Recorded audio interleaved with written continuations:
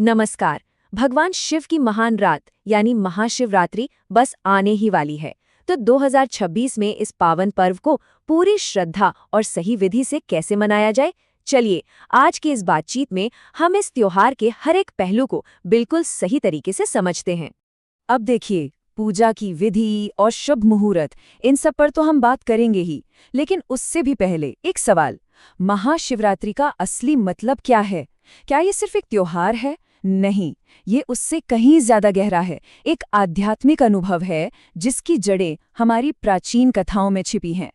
तो जैसा कि कहते हैं, हर परंपरा के पीछे कहानी होती है, और महाशिवरात्रि को सही से समझने के लिए हमें उन दो खास पौराणिक कथाओं में जाना होगा जो आज भी हम सबको प्रेरणा देती हैं। तो देखिए, इस पर्व की नींव असल में दो महान कथाओं पर टिकी है। एक कहानी कहती है कि इसी दिन भगवान शिव पहली बार ज्योतिर्लिंग के रूप में प्रकट हुए थे।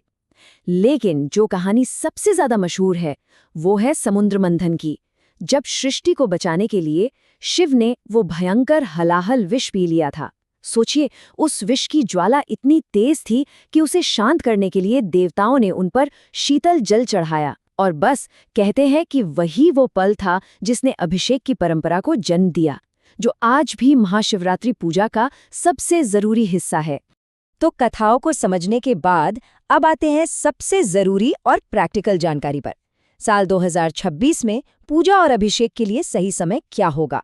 क्योंकि जैसा हम सब जानते हैं, सही मुहूर्त में की गई पूजा का फल कई गुना बढ़ जाता है। अगर सबसे शक्तिशाली मुहूर्त की बात करें तो इस समय को ध्यान से नोट कर लीजिए।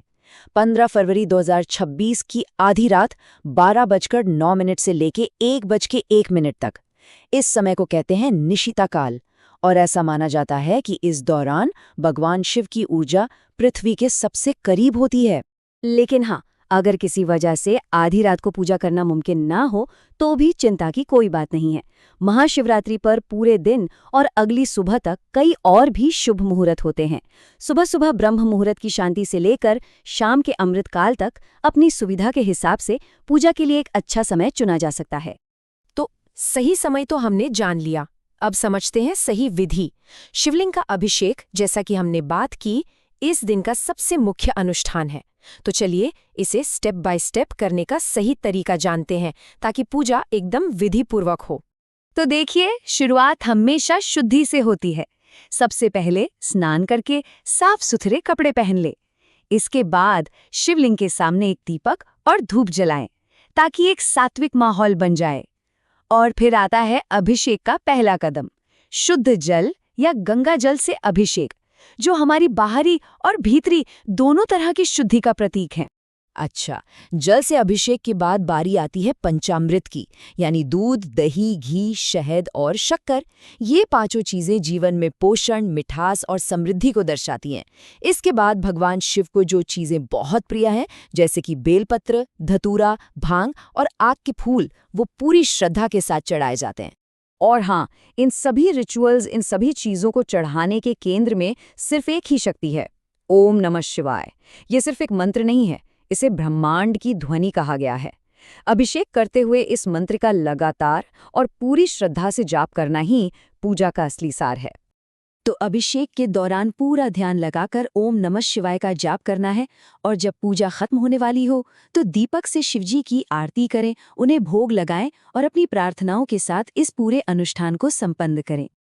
तो हमने कथाएं जानी, शुभ मुहूर्त समझे और पूजा की पूरी विधि भी सीखी।